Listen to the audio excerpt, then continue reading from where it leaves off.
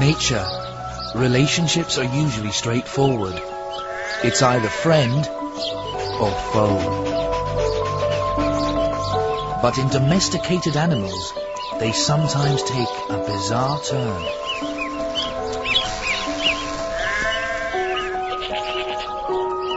Goslings treat a lamb as their mother if she's the first thing they see when they hatch.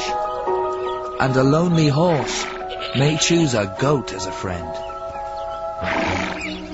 Our relationship with domesticated animals is equally strange. Some we ride, some are hunters, some we eat, some we have as companions, others even control our pests.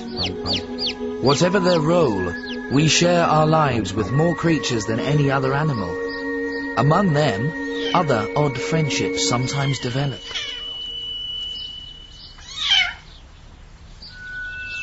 A kitten will get on with a mouse if it's too young to know any better.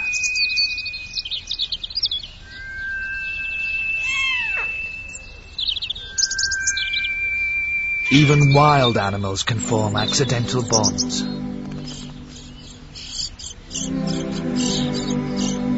A broody robin without a mate becomes nanny to a family of thrushes.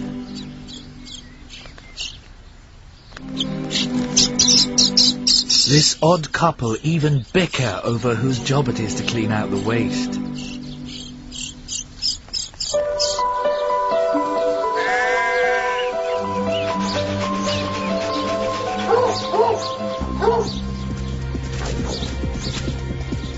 Even a fox and hounds can be playmates, but only if they're reared together. Such behavior seems to go against nature. But this weird journey will reveal wild partnerships just as strange.